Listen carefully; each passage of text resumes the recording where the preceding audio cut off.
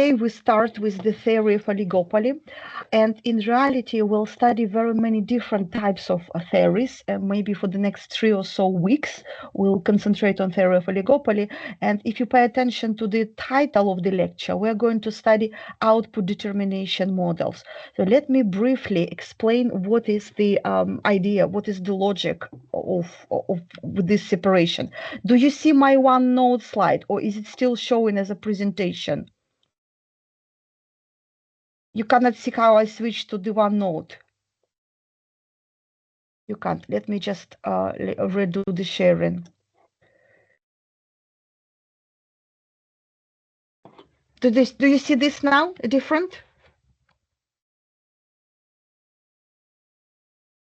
Do you see the graphs? Yes. Great. Yes, great. That's the idea. So generally, models of oligopoly can be split. Models of oligopoly can be split oligopoly into two main groups. Everything depends on demand, and any company, as you know, is restricted by the demand. And the thing is, the company, unless it is a monopolist, it cannot truly decide on both the price and the quantity. What can happen is that the company decides on the optimum level of output it wants to produce, right? And then the actual market price which it charges depends on the demand. In other words, the company sets the quantity of output, right? And then demand determines the price. Any model like this is called output determination model. Output determination model. There are several of those models. All of those models will try to explain what specific level of output a company will produce, and then price will be determined from it. On another hand, the company can act differently. They can decide what price they are willing to charge for their products. For example, they can base it on their costs, right? They've produced certain output with certain costs, and they want to add a particular markup, let's say 20 to 30% markup on top of their cost of production. They decide on the price, and then demand conditions determine how many units, how many quantity of output they will be able to sell at this particular price. So the company doesn't control both price and quantity, it's one or the other. So if we try to explain how the price is determined, these models are called price determination models of oligopoly. Price determination models. And during the next few weeks, we are going to study several of these models. With an output determination model, which we are going to study today, the main model is Cournot model of oligopoly, then Stackelberg model, and Chamberlin's model. 3 models. Cournot model is a situation when two companies are acting differently, more or less. None of them have any specific advantage. They are similar companies. It's a situation with duopoly, when we have two companies, two identical companies, two identical firms. That's an idea. Stackelberg model, the second model, is a model when we have one leader and one follower. A leader and follower. One of the companies has an advantage of some sort, and as a result, it has a priority in choosing their quantity. They decide on their quantity, and follower follows or adjusts based on the leader's actions. And Chamberlin model, let me just erase this. Chamberlin model of oligopoly, it's a situation when two companies join together, they collude and act as joint monopoly. So they cooperate, they agree on their actions, and they act together. So 3 different types of models where output is determined first. This is what we'll try to complete this week in this lecture. Next week or next lecture, we'll study price determination models, and here we'll have 2 main types: Bertrand model Bertrand model, which will be very similar compared to perfect competition. Strangely enough, companies are oligopolistic, but they will act very similar to perfectly competitive companies. And also kinked demand model. Kinked demand model. And in the third lecture on oligopoly, we'll study game theory. It's a completely new approach to analyzing actions of players, situation of conflict and mutual dependence. So this is our plan. And this graph, this like diagram, should give you an idea of how different models are related to each other. And this is our general plan. We'll start with Cournot and then progress to the rest. Any questions so far? No? Everything is okay? Okay, so let us move on to the presentation itself. So today we'll concentrate on output determination models. We'll start with main features of oligopoly. In other words, what characteristics oligopolistic markets have. We'll move on to Cournot model and we'll study it twice. Basically, we'll study it as a graph and then in a seminar, we'll analyze it mathematically. So how you can find a solution using math approach. We'll introduce new type of curves called reaction functions, and we'll figure out what is the Nash equilibrium or specific unique features of Nash equilibrium. Then we'll progress to Chamberlin's model of joint profit maximization. When companies collude together, we'll learn why companies have an incentive to collude, how exactly collusion allows them to maximize their profit. And interestingly, the instability of collusion equilibrium, in other words, why after the agreement was achieved, it doesn't stay like that, because both companies have a tendency or incentive to cheat and deviate, to cheat their partner. And then we'll study leader-follower situation, and the rest will be the rest of these study objectives will be studied next time. So oligopoly. So oligopolistic industry is an industry where there are few large sellers on the market. How much is few is actually difficult to say. It can be 2, it can be 3, it can be 10, something like this. But the key feature is that there are not too many. Unlike perfect competition, there are not many companies on the market, and each company has considerable market power. In other words, they are price makers. They can affect the price. They cannot exactly decide on the price, unless we're talking about price determination model, but they definitely have an influence on price. They have some market power. Usually, this is because there are significant entry barriers, and we'll have a separate lecture on entry barriers, what type of entry barriers can exist in an industry. In many cases, it will be large economy of scale or existing of well-established brands. And as an example, you can think of good example of oligopoly would be UK supermarkets industry. We have just a handful of main supermarket chains in the UK. We have Tesco, Sainsbury, Asda, Lidl, Aldi, Waitrose, what else? Morrison's, and that's it. You can literally count them using your fingers on 1 or 2 hands. And it's very difficult to enter this particular market because there are significant scale economies. If you want to set up a supermarket chain, you need to invest substantial capital. And in order to have a chance to recover your investment, you'll need to be able to grab significant market share straight away, very quickly. You can easily set up a small corner shop, grocery shop, but it won't be a chain of supermarkets, right? Because of the significant scale economies. It's difficult to operate on this scale, which prevents other potential entrants. There were a few attempts to enter the UK supermarket industry in the past few years, and they were unsuccessful. So the companies withdrew quickly from our market. Or because there are several well-established brands, for example, smartphone manufacturers. When the existing customer base has developed certain loyalty to a particular brand, it's rather hard to convince them to switch to some other manufacturer, and this creates an effective entry barrier to new companies. In oligopolistic markets, products can be very close to each other, very similar. They can be absolutely identical, like cucumbers, which are sold in Tesco and in Asda, for example, or they can be differentiated, like smartphones. This doesn't really matter. What matters is the fact that there are only few large sellers, and this characteristics, this combination of features, lead to another conclusion. Firms in oligopolistic markets are mutually interdependent. I would say that this is the key feature of oligopoly. This is the decisive characteristic. In other words, each firm's actions depend on other rivals' actions. Each firm's profit does not only depend on how much the company is producing and how much they're charging.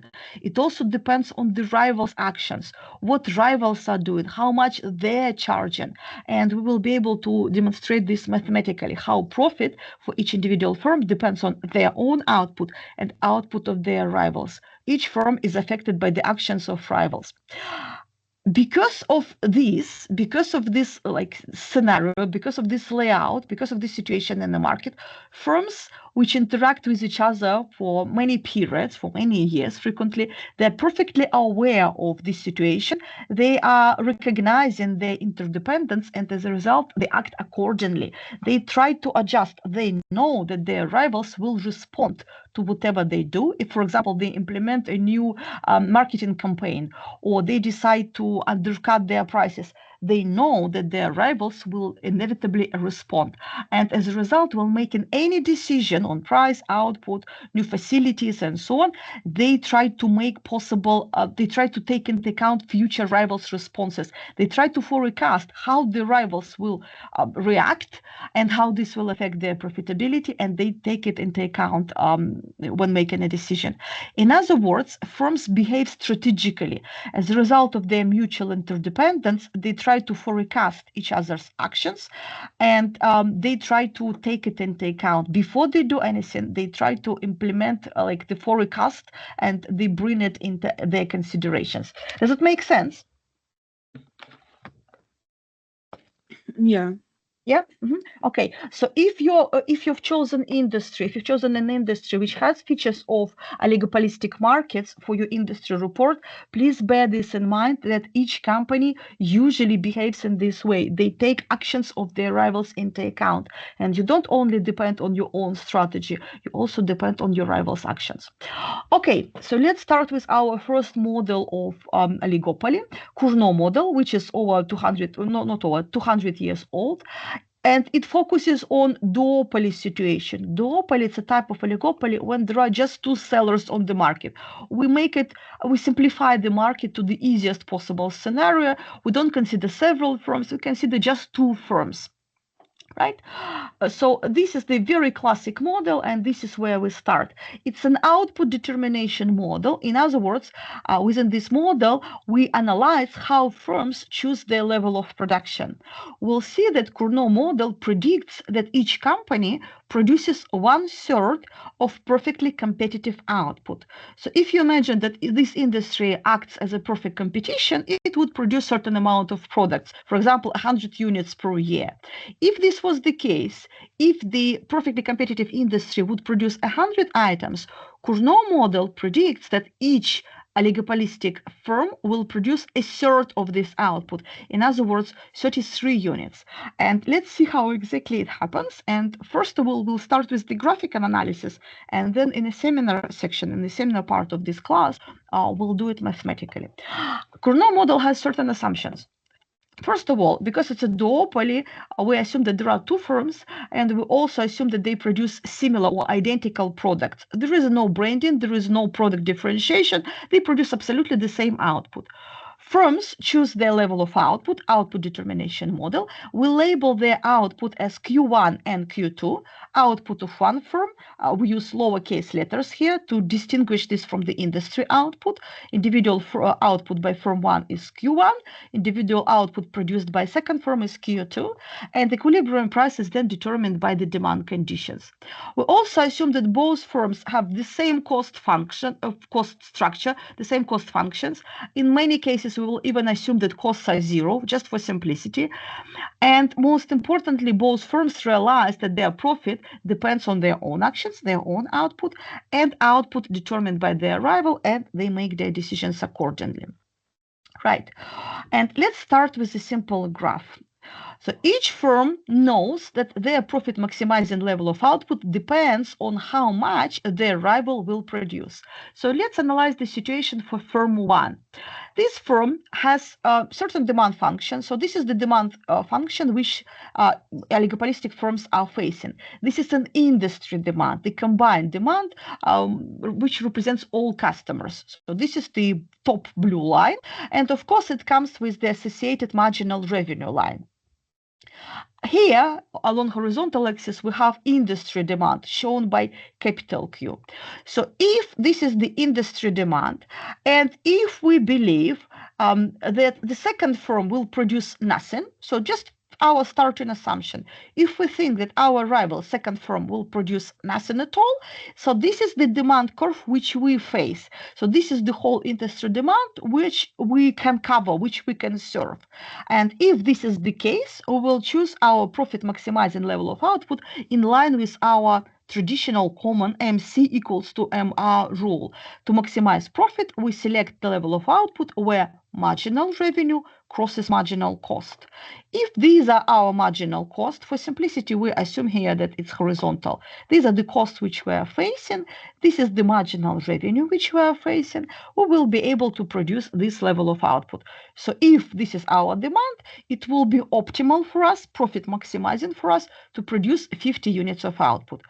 So to summarize, if we believe that our rival second firm will produce nothing at all, if their output will be 0, we will maximize our profit by producing 50 units of output.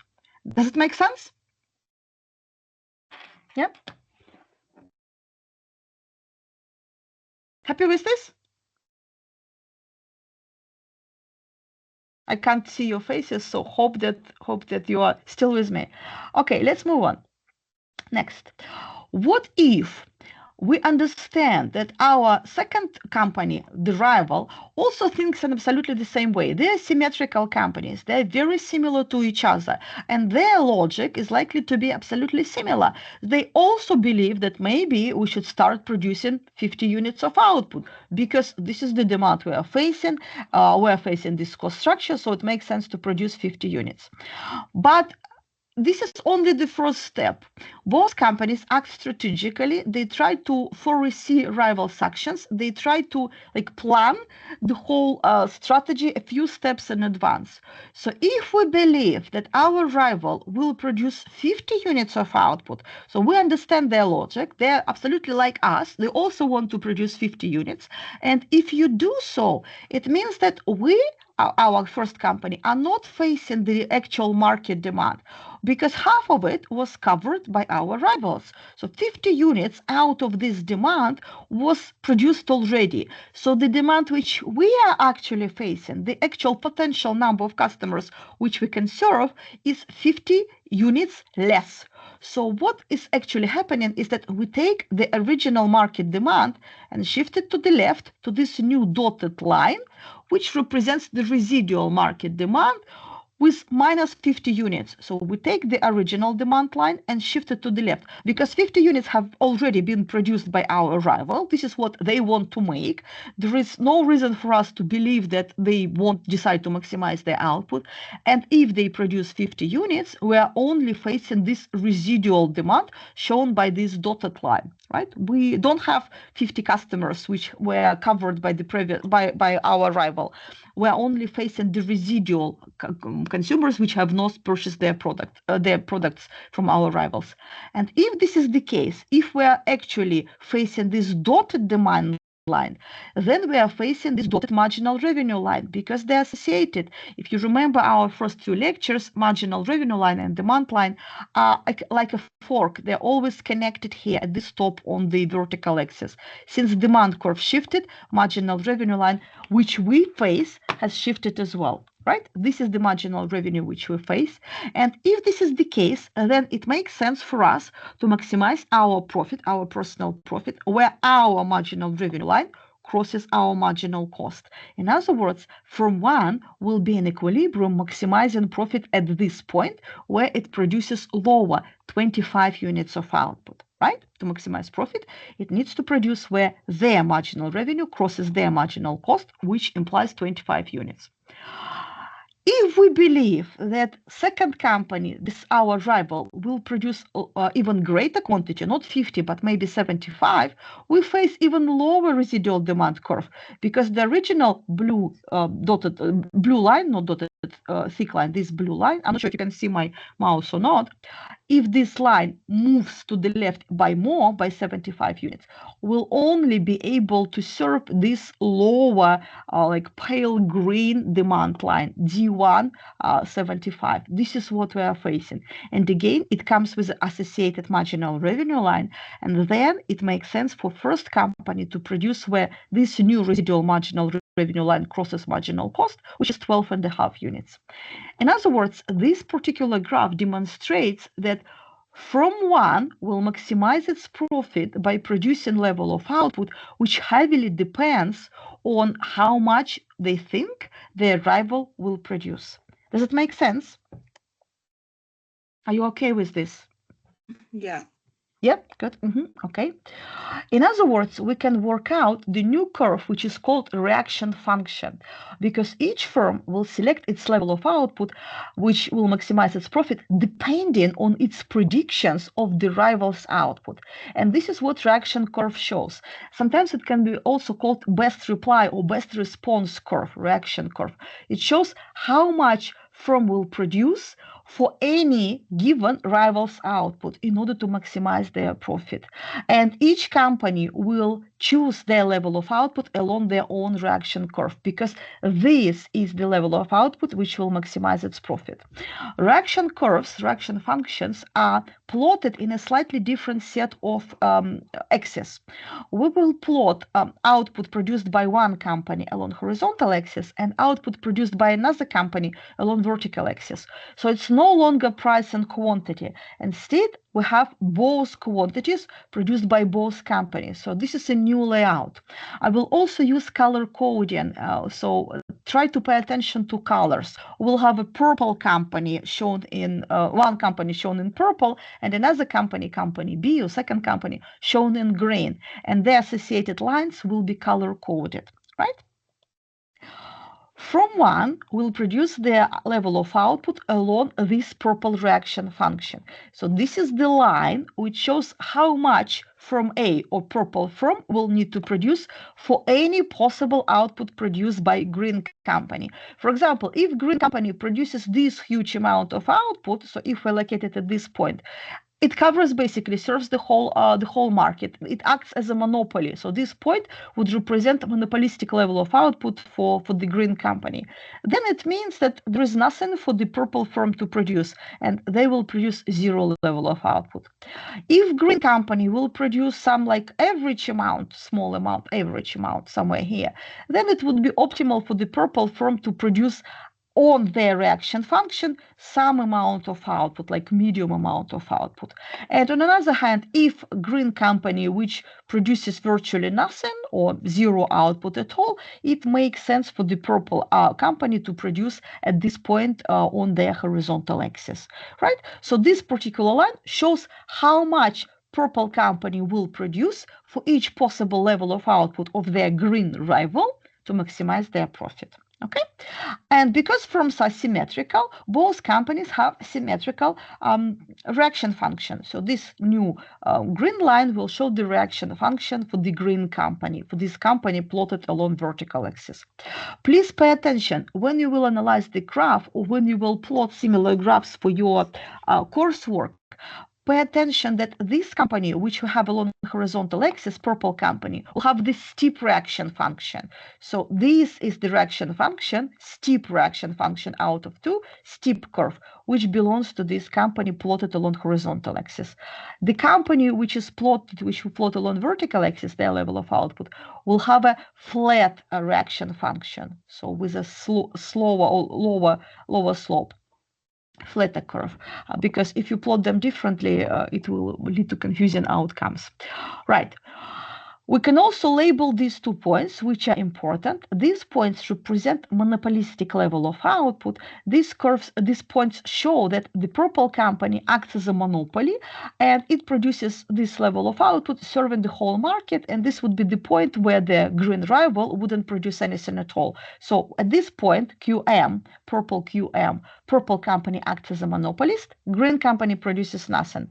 And likewise, if we take the point along vertical axis, green QM, it means that the green company acts as a monopolist, and then it's optimal for the purple company to produce nothing. We will use these monopolistic points. We'll call them bliss points. We'll use them later for our analysis. Next concept which we'll need to introduce is Nash equilibrium, which is the key equilibrium in oligopolistic games, in non-cooperative games. John Nash is the famous mathematician, American mathematician, who's also got a Nobel Prize in economics for his work with solutions to simultaneous games. Games are situations when there are several players or several actors or several rivals which have conflicting preferences, conflicting interests, and they try to interact with each other. And John Nash tried to forecast, try to see how this, what will be the outcome of this interaction, how exactly the equilibrium will be established in this market. And here he's very famous for finding out how to solve the simultaneous games. He also got quite a few prizes for his work in mathematics. He also worked in differential equations and some other areas. Very famous. And there is a great movie about John Nash called A Beautiful Mind, and I strongly recommend that you watch it. It's very interesting because John Nash is also famous for having serious mental problems. He spent nearly 30 years of his life in mental hospitals being treated for schizophrenia. I'm not sure how to pronounce this in English. Schizophrenia, something like this. Serious mental health problems. And nevertheless, he still taught at universities. He was invited to conferences, and he actually won numerous prizes for his work. Amazing situation, amazing person. Have a look at this movie. Very interesting. And when you have a moment, watch Bar Scene. There is a link here, and it's also available on Move or on Moodle. Bar Scene, which is like a little 5 minutes part of this video about how Nash equilibrium is actually established. He analyzes situation in a bar where there is a group of youngsters, young people, young males and young females, which actually want to date each other, but they cannot figure out how to select a partner.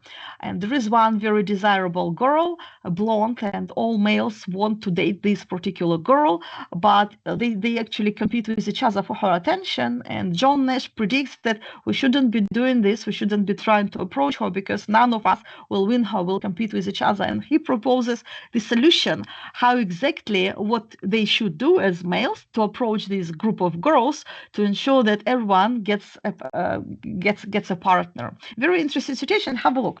But generally, Nash equilibrium is the famous equilibrium in these particular games when there is an interaction and when each other's payoffs or profit or outcome depends on the rival's action.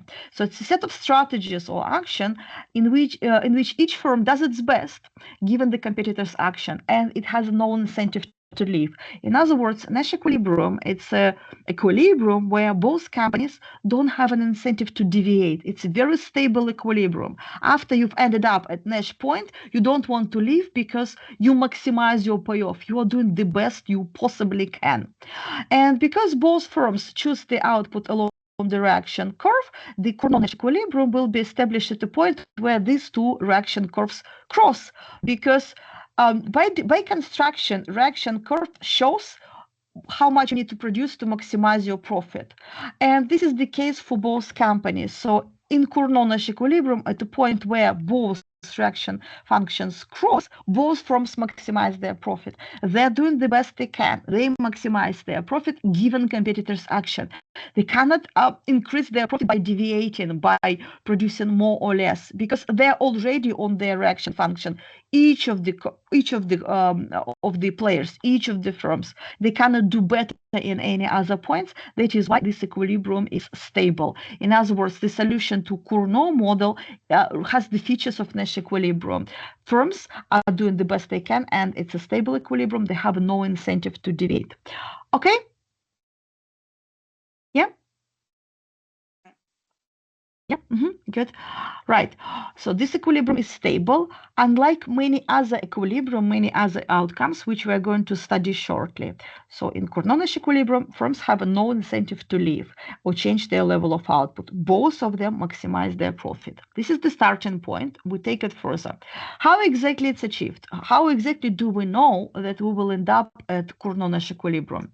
Before I'll show you this graph, before I'll explain the graph, could you please confirm, do you see my mouse? When I move my mouse, do you actually see it on the screen or not? When I move you can't see. Okay. Because I see it here, but I'm not sure what screen. You know what? Let me just do this. Maybe it will be better this way. Do you see my mouse now? When I move it? Do you see it like this? Yeah, okay. So for some graphs, I think I will switch to this because I need to point to particular parts on the graph so that it's easier to follow. Okay, so let us start. There will be no animation in this slide, but at least hopefully you will be able to follow my mouse. So let's imagine that we start at this particular point. For example, just to start with. So this is the reaction function for firm A. It's a steep line reaction function for firm A, this one. And this particular point, QM, purple QM, this purple QM on the horizontal axis, shows that firm A acts as a monopolist. It produces its own monopolistic level of output. It's stupid. It doesn't want to understand that there is a rival in the industry. It believes that it pretends that it can act as a monopolist. So we have certain number of customers and they will just produce monopolistic level of output because this is level of output which would maximize our profit in any scenario. Monopoly earns the highest possible profit. We want the highest possible profit. That's why we are producing this level of output. It chooses this particular point. The problem is the second company will respond to it. This particular point, so let me just see if I can draw. Let's do this purple. This particular point only exists if our firm B produces nothing. But this is not the case because firm B does not want to accept that they need to produce zero level of output. They're equal competitor. So what they do, let's mark this in green to distinguish between these two lines. This will be the green company from B, green company, so that it's slightly easier to follow. And this is quantity, monopolistic quantity for company B, right? So when firm B realizes that the purple company produces their level of output, what is their best response? Their best response is on their reaction function.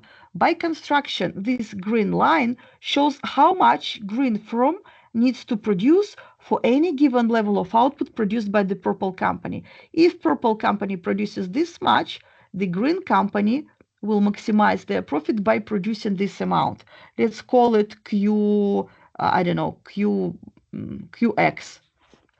green QX. Okay, so we do not stay in this purple QM point. Instead, the whole industry moves to point X on the green reaction function. If this is the case, then purple company suddenly realizes that it's no longer maximizing its profit because point X does not lie on the purple reaction function. Purple from A maximizes its profit if it produces along its reaction function. At point X, this is not the case. So what will it do? What will happen in the next period? The purple company will take the market to this particular point. Let's call it Y. Why is that? Because basically, if green company produces QX, the purple company will be better off by producing this QY, this level of output, along their reaction function. Purple line shows how much purple firm needs to produce for any output produced by the green company. If green company makes QX number of units, purple company will maximize its profit by producing QY number of units. And the industry instead will move to point Y, not X. So we are now at point Y. What will happen in the next period? Next period, green company realizes that they are now not on their reaction function. Purple point Y does not sit on the green line, on the green reaction function. As a result, green firm B does not maximize its profit. So what will it do? It will take the market to some point on their reaction function. So if I'll switch back to green again, green line shows that for any output produced by purple company, green firm will need to produce certain level of output to maximize its profit. And in this case, it will be point Z. So it needs to produce this QZ number of units, right? Because purple company produces this much, green company will maximize profit by producing that much. And generally, we can see here that there is a tendency whenever we start, even if we start at any point with monopolistic level of output, when one company pretends that their rival doesn't exist, we will gradually converge to Cournot equilibrium. And as soon as we achieve the point where two lines cross, purple and green line, where they cross, here both companies don't have an incentive to deviate at all because they are both sitting on their reaction function. And as a result, this is where equilibrium will be established. Okay, happy with this? Yeah. Yeah, more or less clear. Yeah, are you still following? We just show everything. Right.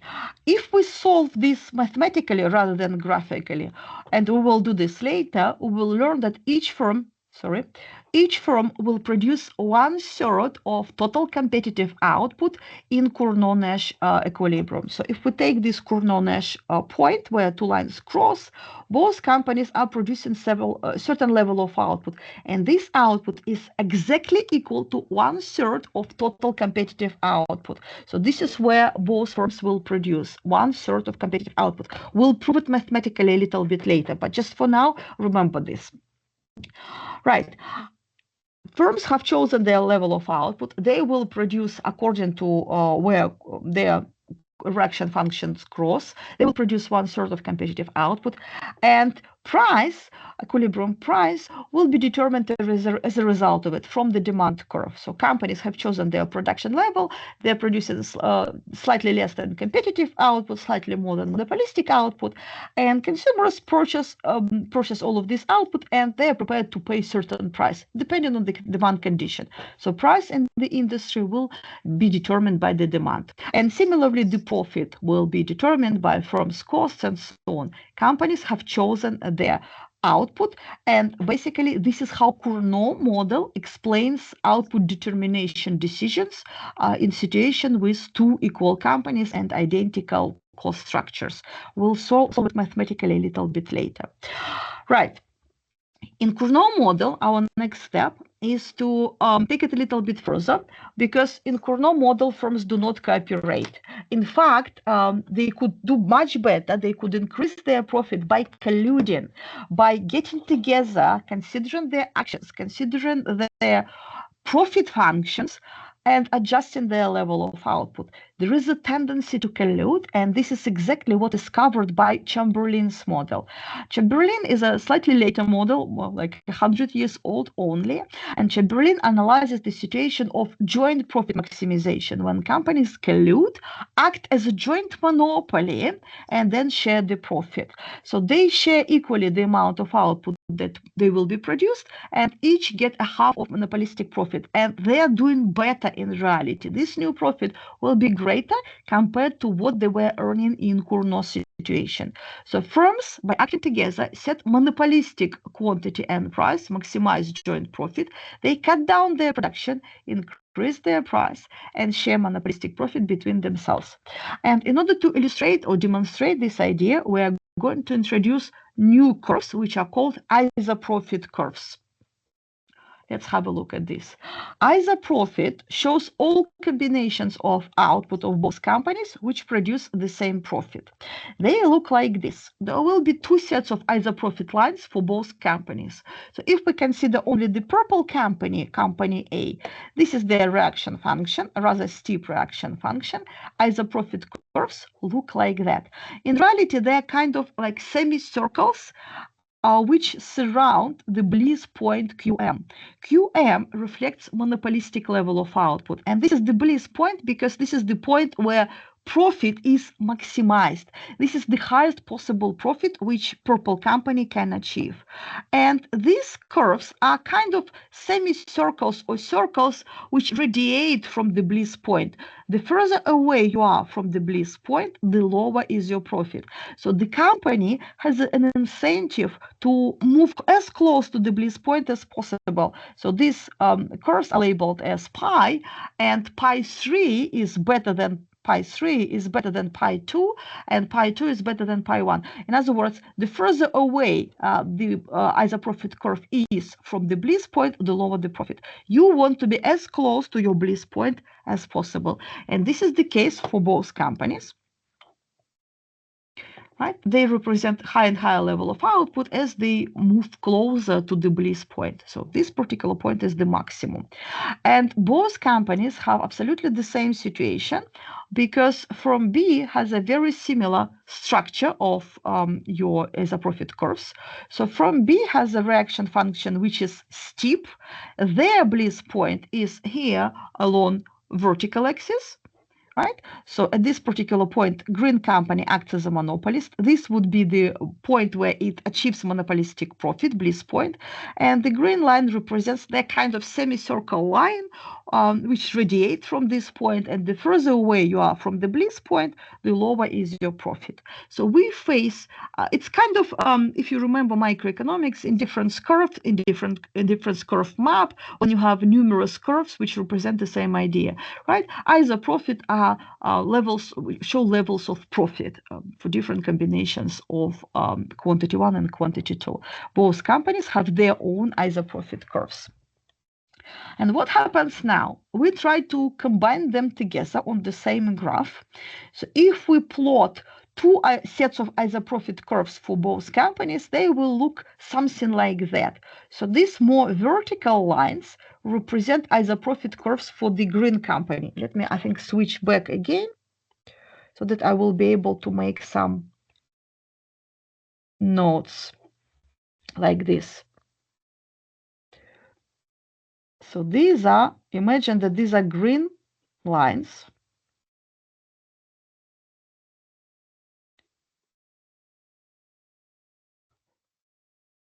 Something like that, so that you can separate them and you have an idea of what is happening.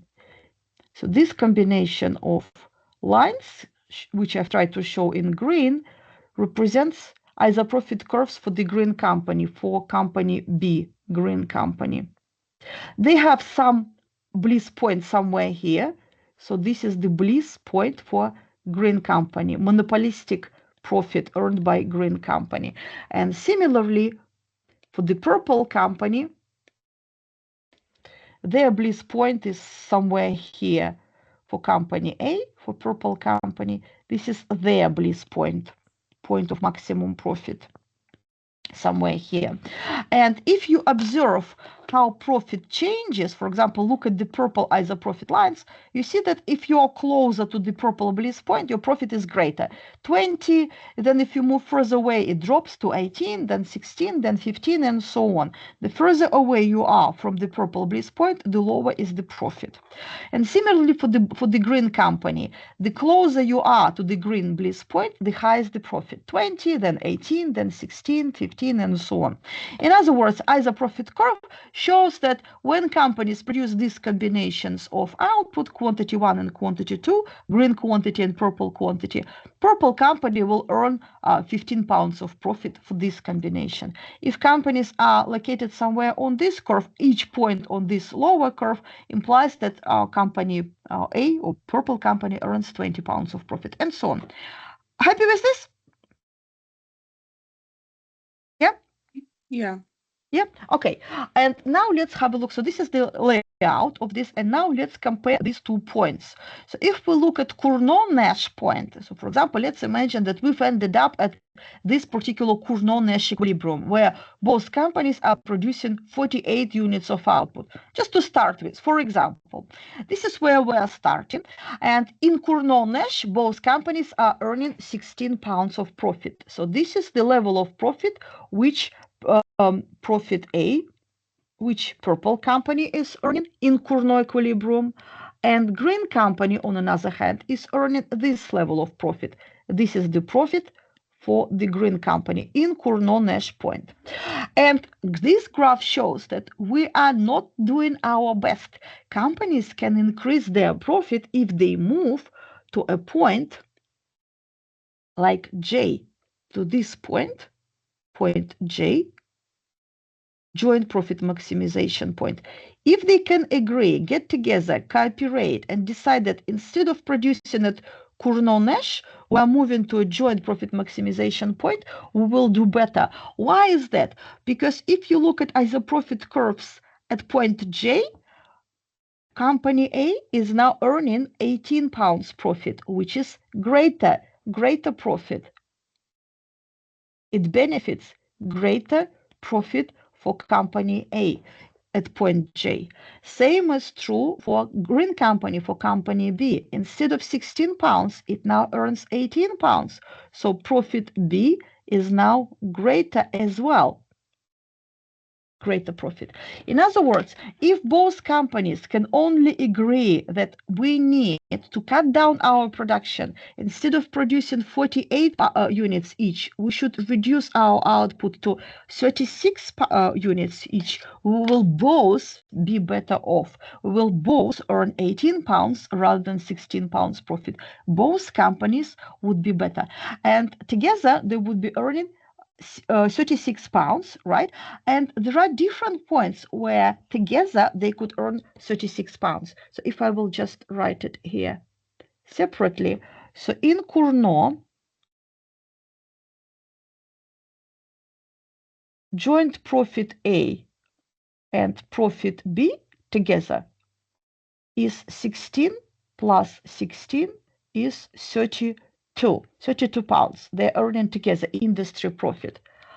In joint profit maximization point, when colluding, when companies collude, combined profit A and profit B is greater. It can be 18 plus 18, which is 36. They're doing better, right? It's 36 rather than 32. But there are other points where they would be able to earn this profit. For example, if you take this point, let's call it J1, for example.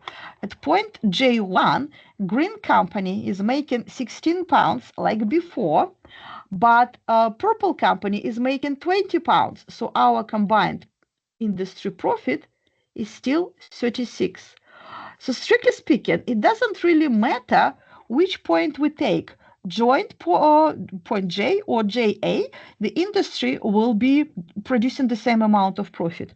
Or equally, if we take this point, J2, for example, at point J2, green company is producing 20 pounds of profit and purple company is producing 16. 20 plus 16, it's still 36.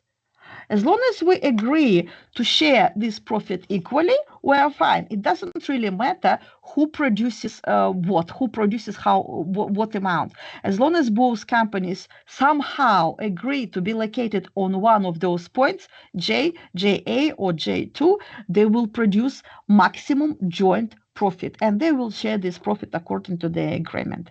What is unique about these points J is that, as you can see here, I've marked this quite a lot, but hopefully you will be able to see. Either profit curves are tangential at this point. So if you look at point J2, green curve is just tangential to the purple curve. It doesn't cross it, it just touches it.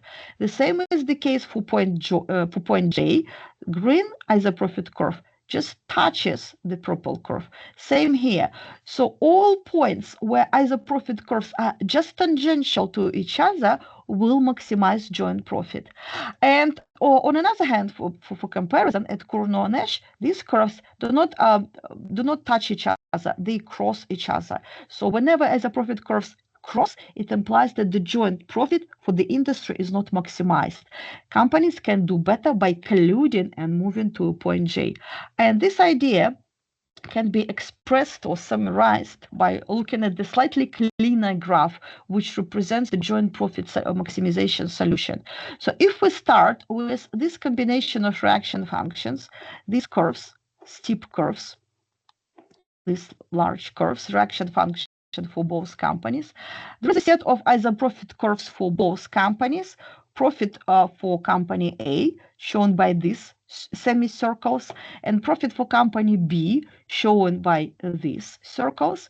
You can see here that at Cournot they cross, and because they cross, we know that the companies are not doing their best.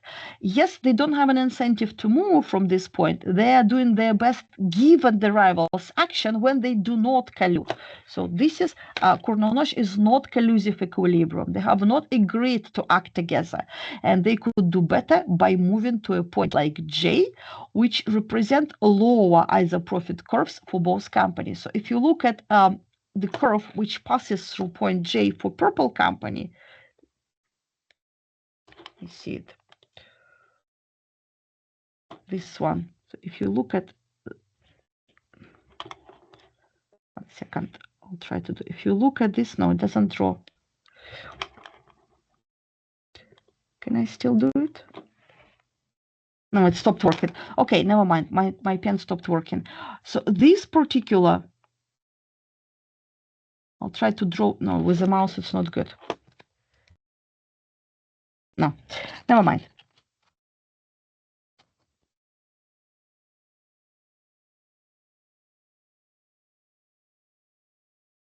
So this particular purple isoprofit curve is lower compared to original isoprofit, which passed through Cournot-Nash equilibrium. It's lower and it's closer to the bliss point for purple company. That's why purple company is better off at point J compared to Cournot-Nash equilibrium. And similarly, if you look at company B, our originally green company, in Cournot-Nash, it was located on this isoprofit curve. PB2, pi B2. And now when it moves to point J, it moves to a lower isoprofit curve, which is closer to their bliss point, and it's doing better, it increases their profit. And in reality, there is a whole combination of points where reaction functions, or not reaction functions, isoprofit functions where they touch each other. And these particular points can be combined and shown by this pink line, which is called the contract curve. Higher profit can be achieved if firms agree to restrict their output and operate at some point where their isoprofits are tangential. And collusion curve or contract curve shows all possible combinations, all combinations of output produced by two companies which generate this outcome. In reality, contract curve is not a line. It can have different shape depending on the shape of the profit curves, but it will combine monopolistic level of output for both companies. It will combine bliss points for one company and for another company. Along this pink line, isoprofit curves will be tangential. And if companies choose to produce any amount on any point on the contract curve, they will produce higher joint profit compared to Cournot-Nash equilibrium. In other words, this model is meant to demonstrate or aims to demonstrate that companies would be better off in collusive equilibrium if they collude, if they agree not to compete with each other, but get together, create a cartel or something like this. We'll also demonstrate the same outcome in the next few lectures when we'll start looking at game theory, and we will use game theory methods to demonstrate how different players would be better off by colluding, by agreeing to act together. In collusive equilibrium, if we look at the actual numerical example, if we get rid of extra lines, we will see how output will be different. Companies, when they collude, they tend to restrict their output. They tend to produce less. For example, in the original Cournot equilibrium, if we add some numbers, some data, companies could be producing 10 units of output. When each company produces 10 units of output, it implies that in perfect competition, you would be producing 30 units of output as an industry. Remember, in Cournot equilibrium, each company produces a third of competitive output, which means that in perfect competition, the industry would produce 30 units in total. Competitive equilibrium could be shown by this point, 30 units in total or 15 units each. On another hand, monopoly tends to produce a half of the competitive output, and that's why the bliss point for each company implies that each company produces 15 units only. We pretend that our rival doesn't exist, and the whole industry is equal to half of competitive industry, right? In collusive equilibrium, so any point along the green line, it implies that we act as a joint monopoly. So together, between two companies, we produce monopolistic quantity. Monopolistic quantity is 15 units, which means that if we share it equally, each company will produce 7.5 units of output. So this graph demonstrates the differences between different types of equilibrium. Competitive equilibrium, highest output and therefore lowest prices. Cournot equilibrium and collusive equilibrium, which is equivalent to a joint monopoly, right? And generally, if they agree to get together, collude with each other, they will earn monopolistic profit between them, across them, shared monopolistic profit. If they do not cooperate, if they start to undercut each other prices, they will end up in competitive equilibrium, which we are going to study in few lectures time in Bertrand model. And if this is the case, they will earn zero profit. So competitive equilibrium is the worst possible outcome for oligopolistic market. And that's why there is a strong tendency in collusive industry for companies to collude and create cartels. Very frequently, government doesn't like this. They don't want oligopolistic companies to abuse their monopoly power. And in many cases, cartels will be illegal. So they will try to prohibit companies from getting together and agreeing on fixing prices or restricting their output. But very frequently, in many cases, cartels or cartel collusive agreements can be tacit. They can be informal. You try to observe each other's actions and you don't really create a formal agreement. Instead, it becomes like unspoken agreement to act in a certain way. And as long as both players, both companies act in this particular way, they can collude without creating collusive agreements. But as we will see shortly, collusive agreements tend to be unstable. Yes, there is a tendency to collude because it's in best interest of every player, of every company to restrict output, produce less, share monopolistic profit. But as long as it's done, as long as it's achieved, both companies have incentive to deviate from it. It's unstable. So Chamberlin, so collusive equilibrium is unstable.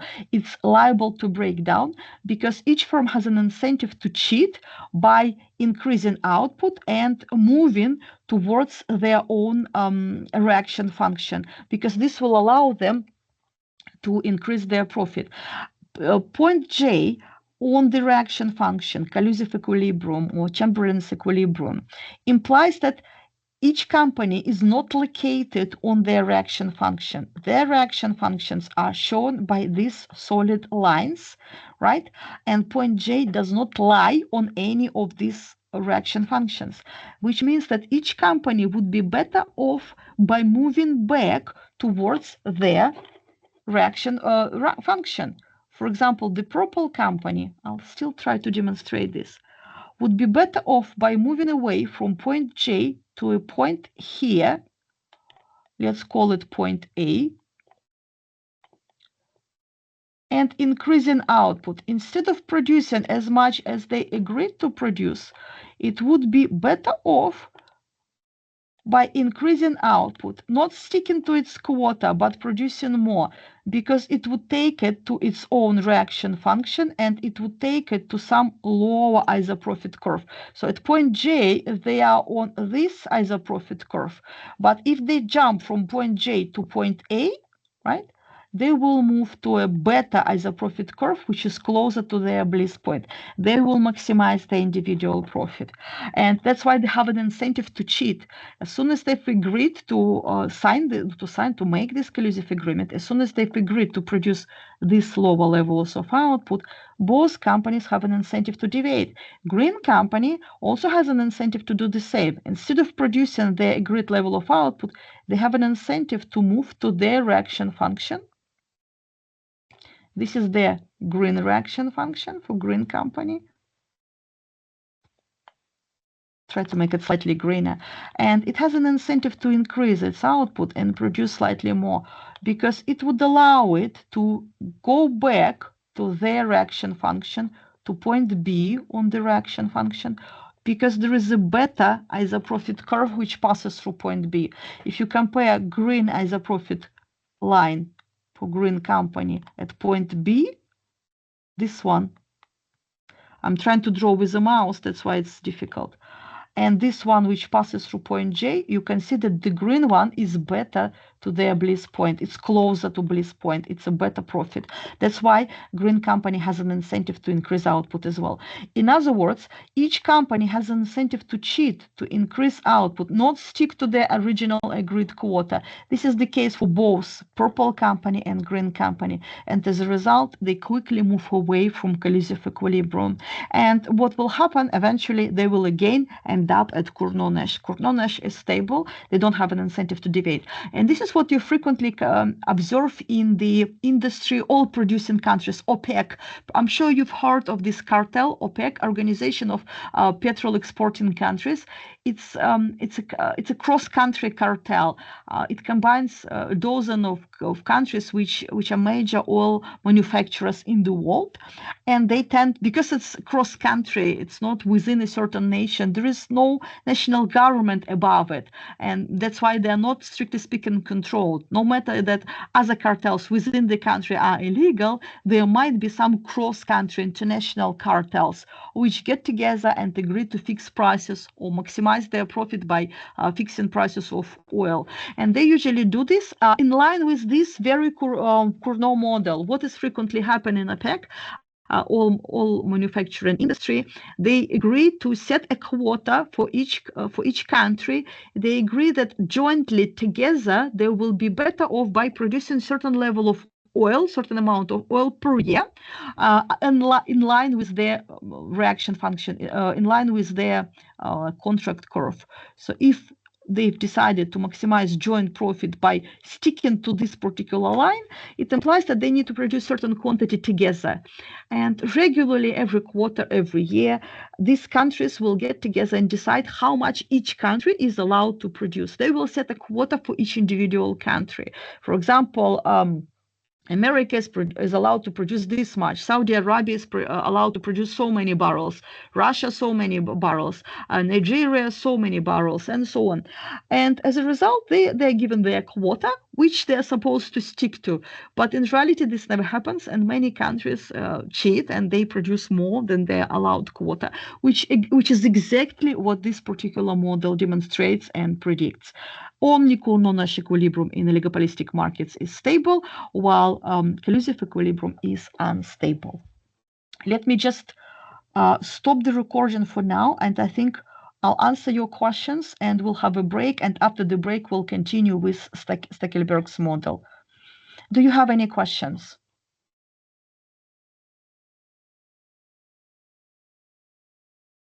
No. Stop recording.